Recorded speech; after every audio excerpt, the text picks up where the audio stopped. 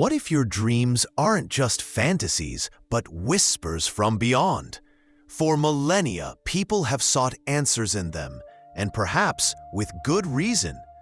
Long before modern science, humanity viewed dreams as more than just bizarre nighttime visions. Ancient civilizations widely believed that during sleep, the veil between worlds thinned, opening a gateway for messages from the afterlife. This wasn't just a belief, it was a cornerstone of their worldview, influencing religion, culture, and daily life.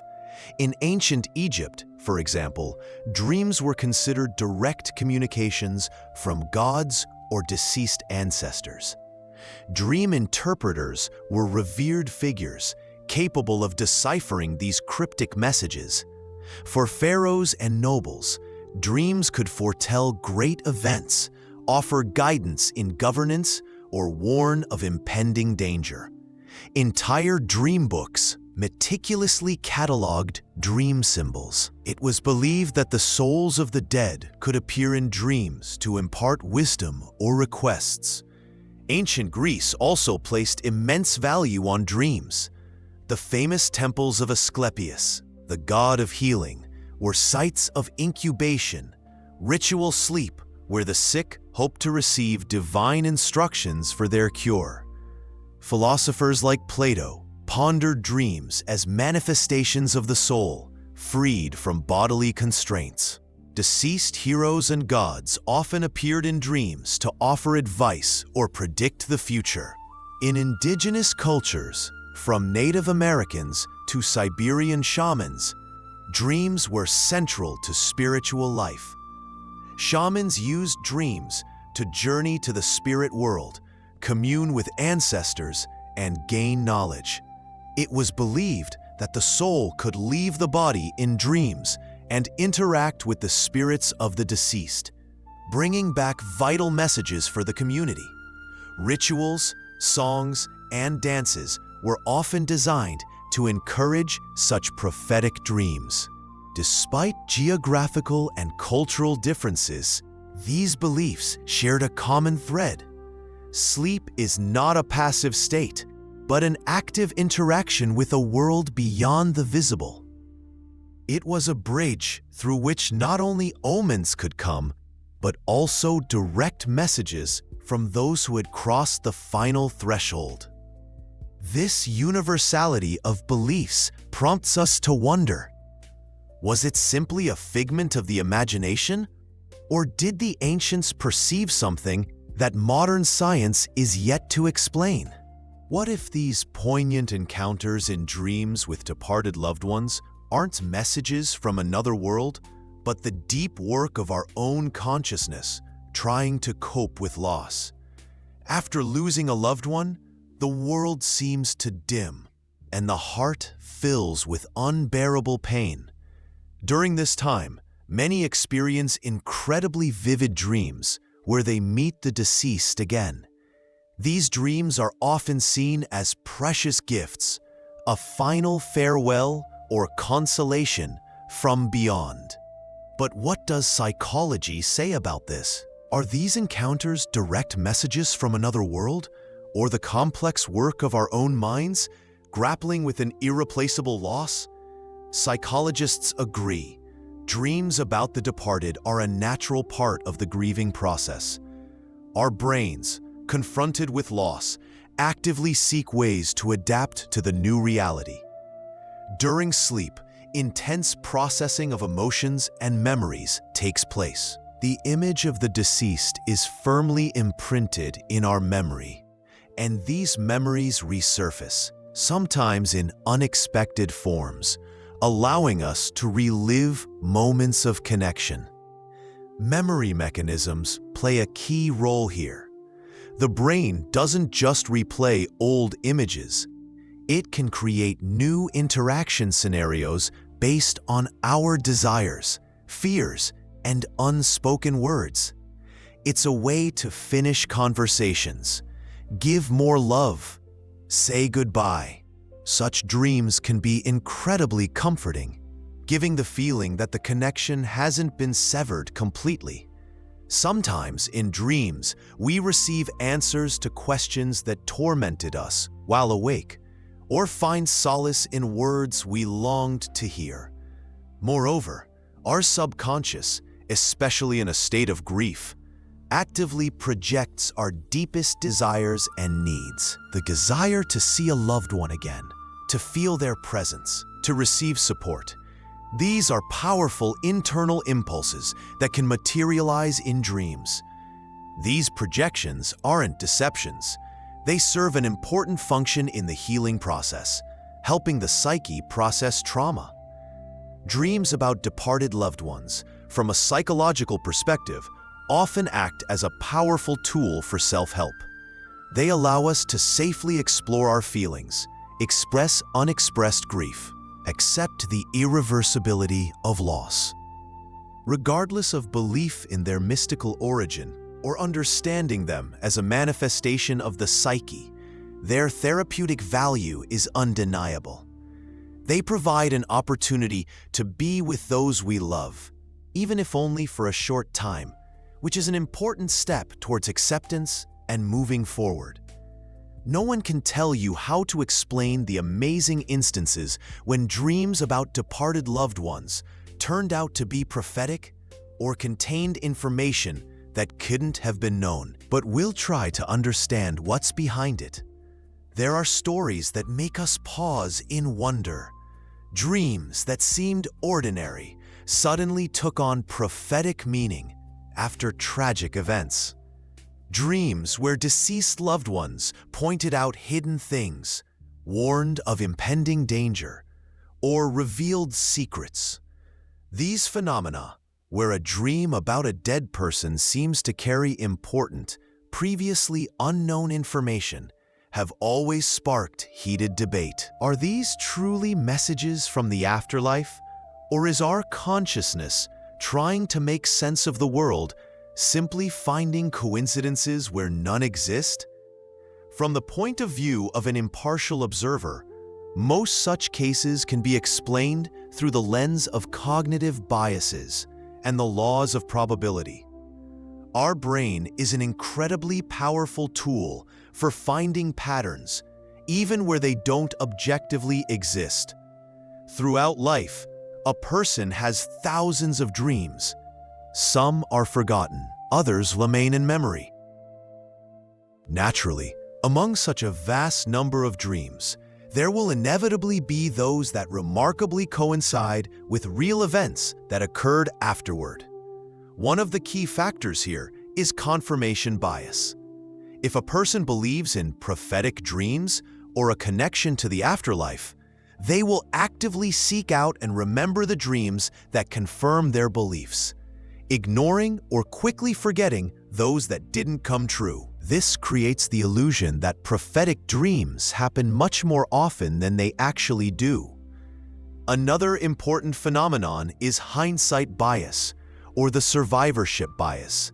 After an event has occurred, we tend to reinterpret our past dreams, finding clues in them that seemed insignificant or completely absent before the event. A dream that was initially just a collection of random images, after tragic news, can be rewritten in memory as an accurate prediction. Also worth mentioning is selective memory. We remember bright, emotionally charged dreams much better, especially if they seem connected to something important.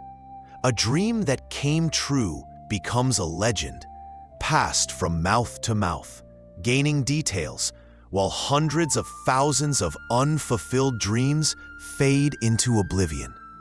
Finally, we cannot exclude subconscious information processing. Our brain is constantly collecting and analyzing vast amounts of data that we don't realize while awake. If, for example, a loved one was ill, but their condition didn't seem critical, the subconscious could pick up subtle signals that then manifested in an unsettling dream. This is not mysticism, but the complex work of our psyche, capable of deep analysis without our explicit participation. Thus, while the phenomenon of prophetic dreams, especially those associated with the departed, is certainly intriguing. The scientific explanation most often comes down to the complex mechanisms of human perception, memory, and statistical probability, rather than the intervention of otherworldly forces. However, this in no way diminishes their emotional significance for those who experience them. Have you ever woken up from a dream so real that it felt like you had just lived a whole life, full of emotions and events? These worlds that arise every night, where are they located? The answer lies in the amazing and complex workings of our own brain. While we sleep, our brain is not idle, but actively working. Modern neuroscience offers a fascinating look at how dreams arise, how their images are formed, and how they can be connected to our emotions and memories, including those of people who are no longer with us.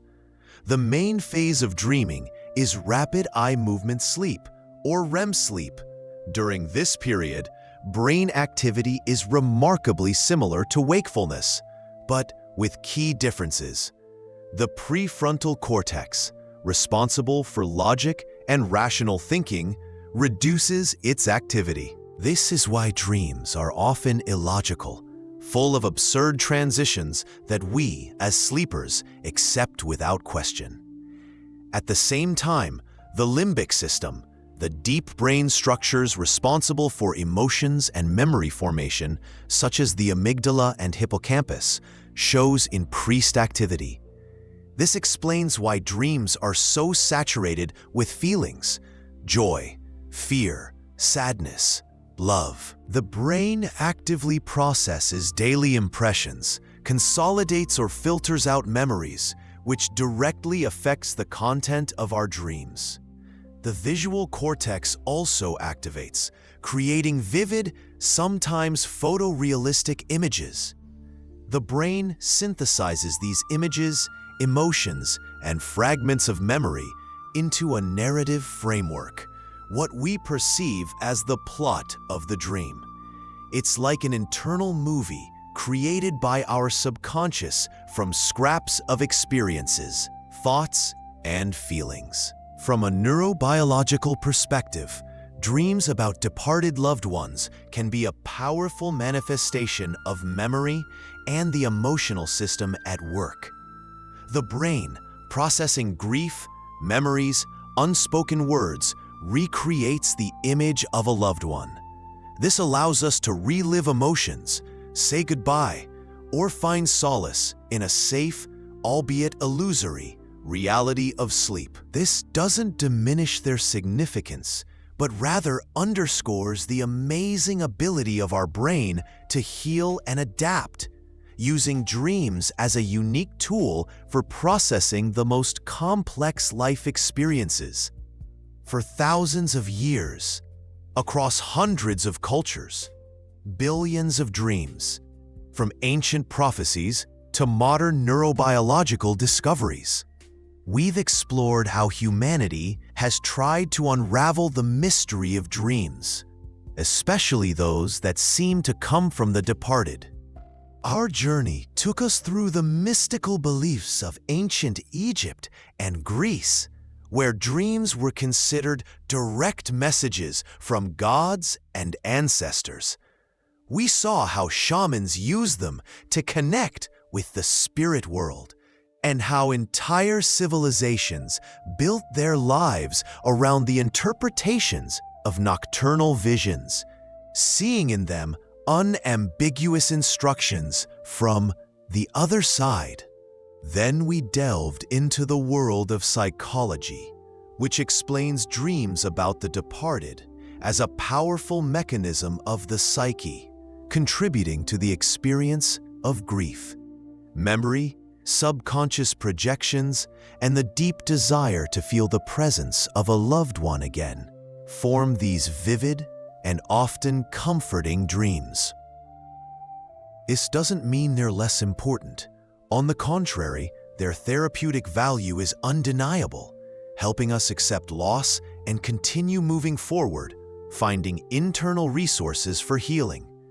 We also turned to rigorous science, to neuroscience. It showed that during sleep, especially during REM sleep, our brain actively processes information, emotions, and memories. The decrease in activity of the prefrontal cortex, responsible for logic, and the increased work of the limbic system, associated with emotions, create ideal conditions for the formation of those vivid and sometimes illogical dreams. What seems like a message may be the complex inner workings of our own mind, synthesizing reality from fragments of experiences. So, what are dreams about the departed? A bridge between worlds, or just a trick of the mind? This objective documentary doesn't provide definitive answers, but merely presents different points of view. Perhaps the truth lies somewhere in the middle, at the intersection of science and faith, the unknown and the explainable. What's important is that these dreams, regardless of their origin, play a huge role in our lives. They can be a source of comfort, inspiration, or simply a reflection of our inner experiences. They make us think about life, death, memory, and what it means to be human. Each of us is free to decide what these nocturnal visits mean to us personally. Perhaps the main thing is not where these messages come from, but what they mean to us personally, and how we use them to make sense of our own existence. Keep exploring, asking questions, and believing in what resonates in your heart and mind. We hope our journey through the mysterious world of dreams has given you food for thought. If you are ready to continue exploring the fringes of the unknown and unravel the mysteries that lie beyond the ordinary, subscribe to Mysteries of the Spirit. Like this video so that more people can discover these amazing stories and scientific hypotheses. Until next time, in the world of mysteries.